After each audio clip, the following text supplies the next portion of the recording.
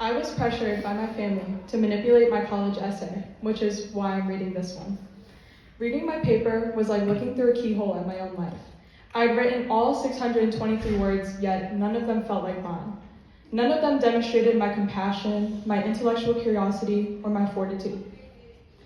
As the looming prospect of college barreled closer towards my reality, I was pressured by my parents, aunts, uncles, peers, and teachers to write about my ethnicity on the pretense that it would get me into college. Worse, I was advised only to discuss my Mexican heritage. I was explicitly instructed to omit my Korean identity as it would be allegedly disadvantageous to my application. She's locked in. What? To others, the purpose of my college essay was to accentuate my vibrant Mexican background. This would get me accepted, not my grades, literary talents, standardized test scores, community impact, or meaningful relationships with my recommenders. Wouldn't college admission officers see through that?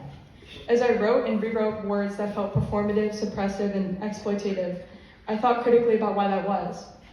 I wondered if my parents didn't trust me to think for myself. Maybe I couldn't be concise, maybe I lacked a story worthy of telling. Perhaps that's why they assigned me a topic. After all, the story I told was beautiful. It intricately detailed my maternal grandparents' assimilation to American society. Was I not thankful for their sacrifices? Of course I was. I am the great-granddaughter of two hardworking Mexican immigrants who accepted offers to perform manual labor in exchange for a chance at a better life. My essay continued on, focusing on the value system onto which my family was constructed, the necessity of a relentless work ethic, the honor of earning everything you have, and the love of family above all else. Did those words taste bitter because I didn't believe them? I grew so frustrated that I scrapped the draft in just 3 keystrokes, Control-A, backspace, and started typing furiously.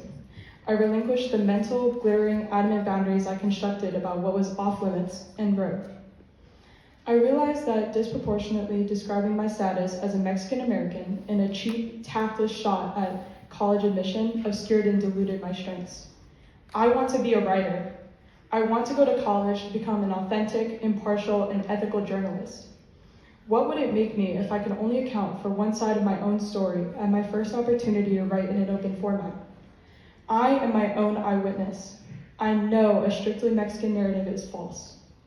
I spent hours in Korean Saturday school studying the intricate language, rich history, and disciplined martial arts of South Korea. I'm not going to stow away those parts of my identity in hopes of increasing my chances on what are ultimately feeble and racist assumptions about what looks best to colleges. If my teachers, friends, or even my family believe Mexican Jenna truly has a better shot in life, despite still being Jenna, then I eagerly await embarking on my undergraduate journey, so I may find people who look beyond my ethnicity and see the passionate, creative, and multifaceted person within. Most importantly, dedicating my essay to talking about how I was born undermines what matters most to me, writing. The words within my first draft were rotten, and I didn't know what they meant. I couldn't bear to claim them as mine. I didn't want to take ownership of that twisted, antiquated ideology. Instead, I wanted to write something that inspired admissions staff to concur that I was ready for university, that demonstrated the journalistic voice I plan to augment with a college education.